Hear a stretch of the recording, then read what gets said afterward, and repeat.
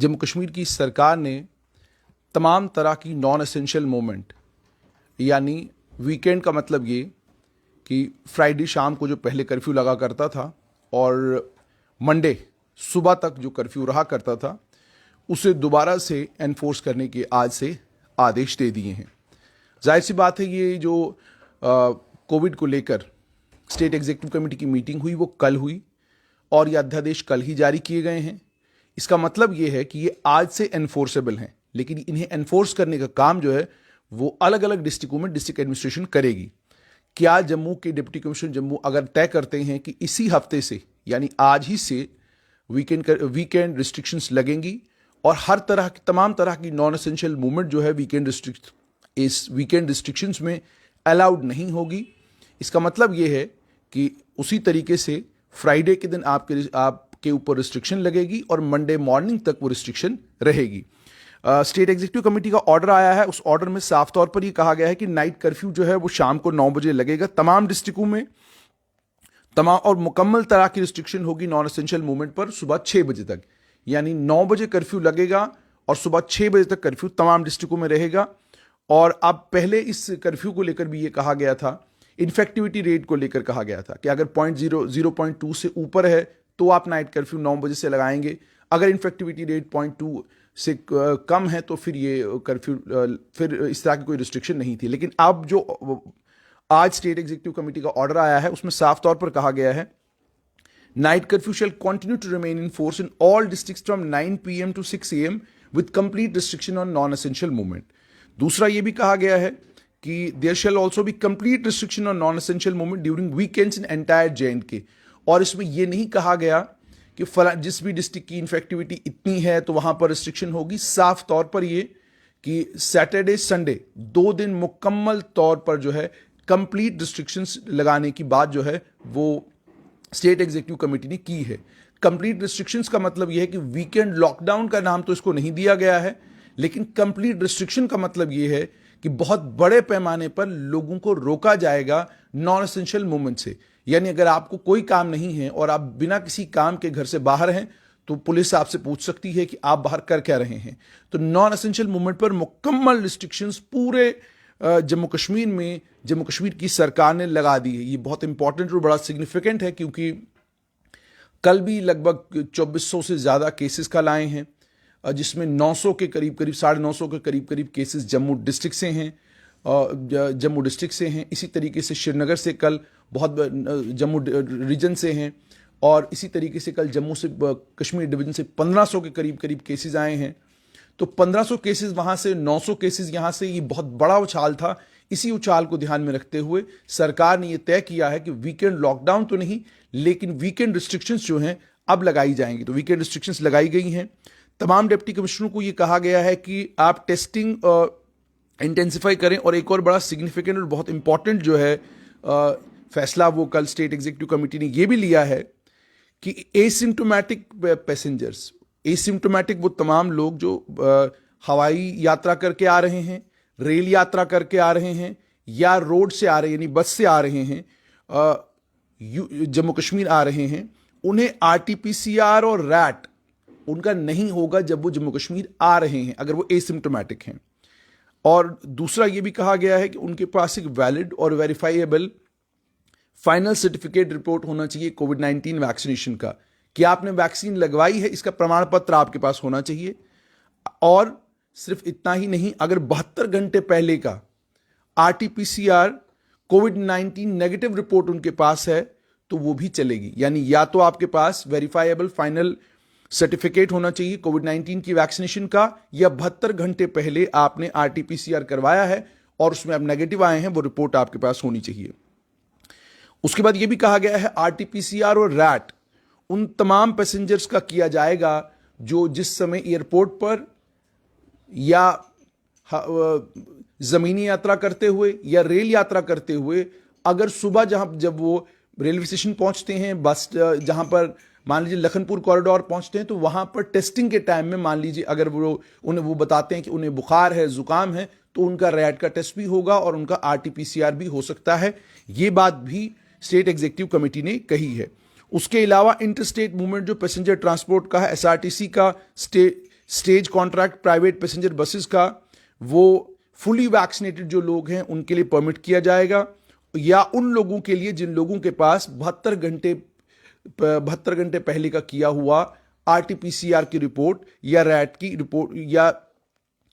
की रिपोर्ट उनके पास होगी, या उनका ऑन द स्पॉट वहीं पर रैट टेस्ट किया जाएगा और कोविड एप्रोप्रिएट बिहेवियर का ध्यान रखते हुए उनका रैट टेस्ट किया जाएगा, और रैट टेस्ट में अगर वो नेगेटिव आते हैं तो उन्हें इजाजत दी जाएगी कि वो इंटरस्टेट बसेस में मूवमेंट कर सकते हैं, वो एसआरटीसी में एक जगह से दूसरी जगह जा सकते हैं। यानी अगर आप लखनपुर कॉरिडोर पर पहुंचते हैं और आपके पास आरटीपीसीआर रिपोर्ट नहीं है, आपके पास नेगेटिव रिपोर्ट नहीं है तो आरटीपीसीआर का, तो आपका वहां पर रैट होगा ऑन द स्पॉट, और रैट आपका होगा, और रैट में अगर आप नेगेटिव आते हैं तो आपको ट्रेवल करने की इजाजत दी जाएगी। मगर इसमें भी ये कहा गया है कि अगर आप फुली वैक्सीनेटेड हैं और उस फुली वैक्सीनेटेड की सर्टिफिकेट आपके पास है, वो सर्टिफिकेट अगर आप दिखाते हैं तो भी आपको जो है ट्रेवल करने दिया जाएगा।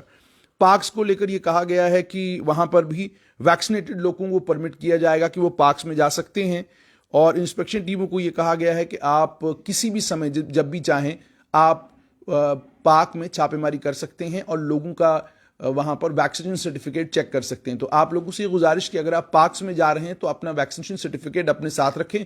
वैसे तो आजकल मोबाइल पर वैक्सीनेशन सर्टिफिकेट आ जाता है, तो वो आपके पास होना चाहिए, तब जाकर आपको पार्क्स में जाने दिया जाएगा।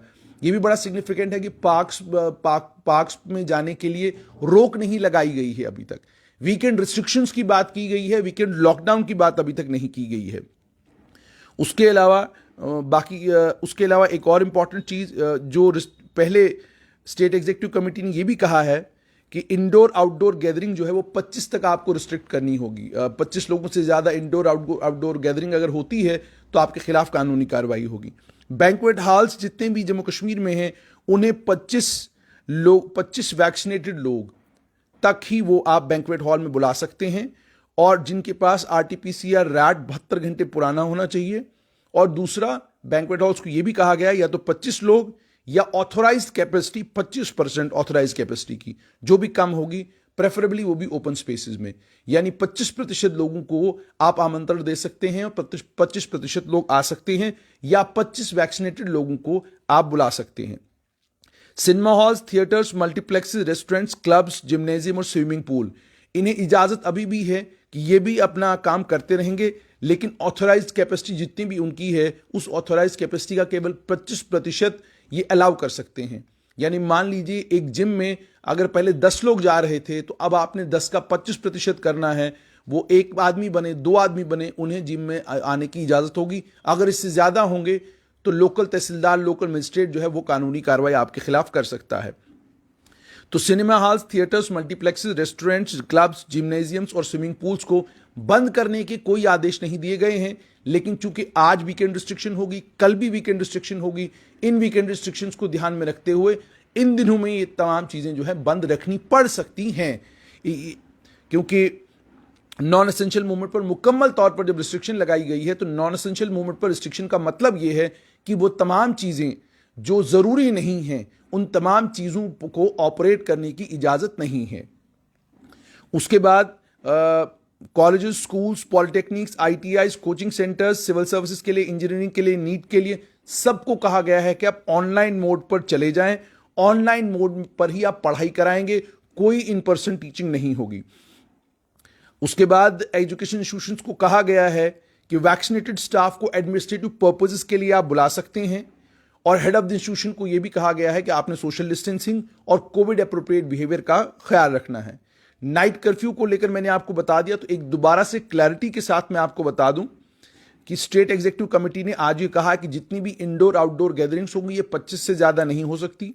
बैंक्वेट हॉल्स को यह कहा गया है कि आप 25 लोगों को जिनके पास verifiable RTPCR report, RAT report 72 घंटे पुरानी हो, उन्हीं को आप इजाजत दे सकते हैं कि वो आपके यहां आ सकते हैं, या 25% जो आपकी ऑथोराइज्ड कैपेसिटी है उसका 25%। ऑथोराइज्ड कैपेसिटी का मतलब क्या? ऑथोराइज्ड कैपेसिटी का मतलब यह है एक हॉल को अगर 100 लोगों की परमिशन है तो वो कुल 25 लोगों को बुला सकता है। एक हॉल में अगर 200 लोगों की इजाजत आपको मिली हुई है, 200 की कैपेसिटी है तो 50 लोग बुला सकते हैं। अगर हॉल में 500 की कैपेसिटी है तो उसका 25%, अगर 125 बनता है, जितना भी बनता है उतने लोगों को आप बुला सकते हैं। तो आप मान लीजिए 500 लोग हैं, तो 500 लोगों के हिसाब से अगर आपने करना होगा तो आपको 25% मतलब 75 लोग आप बुला सकते हैं। तो इस तरह से स्टेट एग्जीक्यूटिव कमेटी ने साफ कर दिया है कि आप इससे ज्यादा लोगों को नहीं बुला सकते हैं। उसके अलावा अगर इसमें और देखा जाए, बाकी जो आदेश हैं वो बिल्कुल जैसे पहले थे वैसे ही हैं, उसमें कोई बदलाव नहीं किया गया है। होम सेक्रेटरी से ये कहा गया है कि कोविड अप्रोप्रिएट बिहेवियर का आप ध्यान रखेंगे और आप रिपोर्ट जो है स्टेट एग्जीक्यूटिव कमेटी के चेयरपर्सन को डेली बेसिस पर सबमिट करेंगे।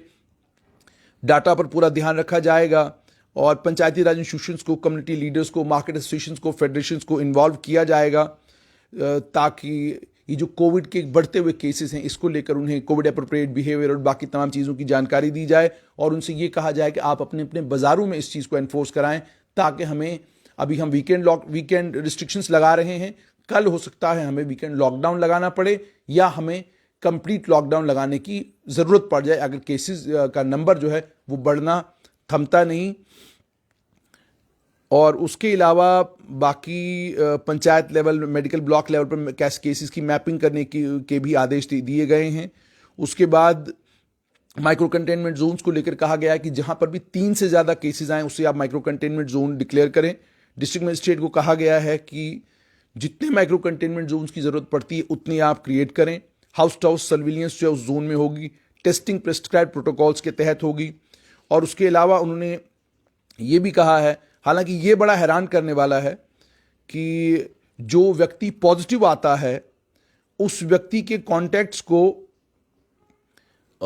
उस व्यक्ति के तमाम कॉन्टैक्ट्स को ढूंढा जाएगा, ट्रैकिंग होगी, आइडेंटिफिकेशन होगी, क्वारंटीन होगी और फॉलोअप कॉन्टैक्ट्स की 14 दिन तक 80% of contacts to be traced in 72 hour. अब ये बिल्कुल हैरान करने वाली डायरेक्शन है कि स्टेट एग्जीक्यूटिव कमेटी ने यह भी नहीं देखा कि केंद्र सरकार ऑलरेडी कह चुकी है कि आइसोलेशन केवल मात्र 7 दिन के लिए है एसिम्प्टोमेटिक पेशेंट्स के लिए।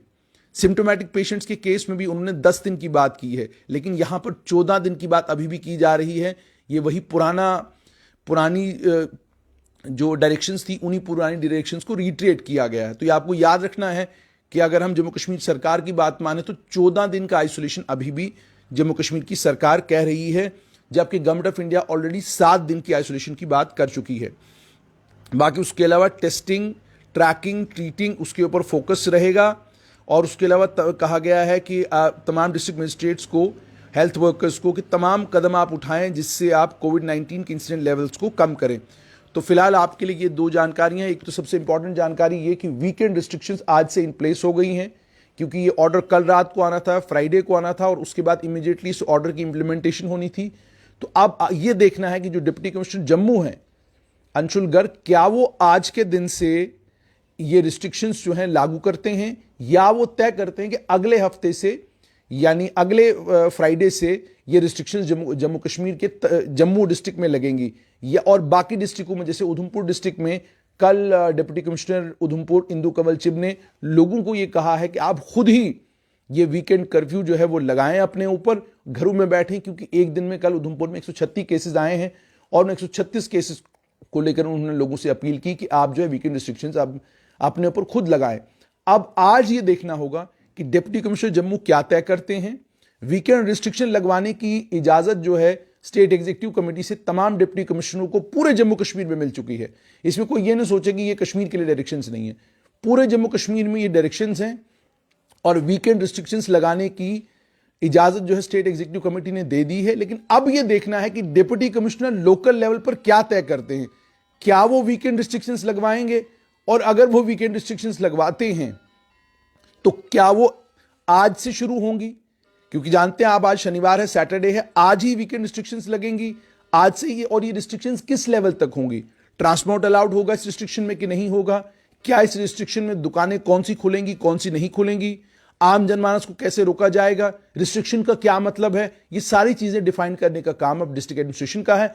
अब देखना है कि जम्मू की डिस्ट्रिक्ट एडमिनिस्ट्रेशन क्या तय करती है और अलग अलग डिस्ट्रिक्टों में जो डिस्ट्रिक्ट एडमिनिस्ट्रेशन है वो इन रिस्ट्रिक्शंस को अपने अपने इलाकों में, क्योंकि अभी तक इस वीकेंड रिस्ट्रिक्शन की अगर लॉकडाउन होता तो समझ में आ जाता कि मुकम्मल लॉकडाउन है, आपको कंप्लीटली कह दिया गया कि आप घर बैठ जाए। लेकिन अगर लॉकडाउन नहीं है, रिस्ट्रिक्शन है, तो ये रिस्ट्रिक्शन क्या होगी, इसको डिफाइन कैसे किया जाएगा, क्योंकि आप लोग भी परेशान होंगे कि क्या हमें दुकान खोलनी है कि नहीं खोलनी है। दुकान अगर खोलनी है तो कौन सी खुलेगी, क्या वो पहले वाले ऑर्डर दोबारा से लागू किए जाएंगे कि एक दुकान, एक जो बाजार है उस बाजार में एक साइड की दुकानें खुलेंगी, एक साइड की बंद होगी, क्या वो वाले ऑर्डर। तो अब ये ऑर्डर इशू करने का काम जो है वो डिप्टी कमिश्नर जम्मू का है।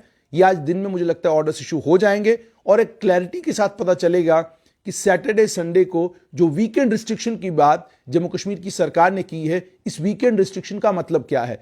जैसे मैंने ऑलरेडी कहा, नॉन एसेंशियल मूवमेंट का मतलब क्या है, तो नॉन एसेंशियल मूवमेंट का मतलब यह है कि आपका जिम, आपकी दुकान, ये तमाम चीजें एसेंशियल में, आपके दवाइयां, ये सब बाकी सारी दुकानें आती हैं। इस तरह ये एसेंशियल का मतलब है। लेकिन अब सब्जी वाला भी एसेंशियल है, आप जानते हैं कि किराने वाला भी एसेंशियल है। तो अब देखना यह होगा कि डिस्ट्रिक्ट एडमिनिस्ट्रेशन क्या तय करती है, किसे एसेंशियल में डालती है, किसे नॉन एसेंशियल में डालती है। और ये जो वीकेंड रिस्ट्रिक्शंस हैं, ये इस हफ्ते से अगर लागू होंगी, आज से अगर लागू होंगी तो किस तरह की रिस्ट्रिक्शन होगी, और अगर आज से नहीं अगले हफ्ते से लागू होती है तो वो भी डिप्टी कमिश्नर जम्मू के द्वारा पता चलेगा। और आप जिस भी इलाके में रहते हैं, आपके डिस्ट्रिक्ट एडमिनिस्ट्रेशन यानी डिप्टी कमिश्नर आपका ये तय करेगा कि आपके यहां वीकेंड रिस्ट्रिक्शन किस तरह की होगी। तो ये आप अलग अलग इलाकों में अलग अलग तरह की रिस्ट्रिक्शंस होंगी और ये ऑर्डर्स मुझे लगता है आज डिस्ट्रिक्ट एडमिनिस्ट्रेशन दे देगी। और उसके बाद क्लैरिटी के साथ हमको पता चलेगा कि वीकेंड रिस्ट्रिक्शन जो आज लगाई गई है, इस वीकेंड रिस्ट्रिक्शन का आखिरकार मतलब क्या है।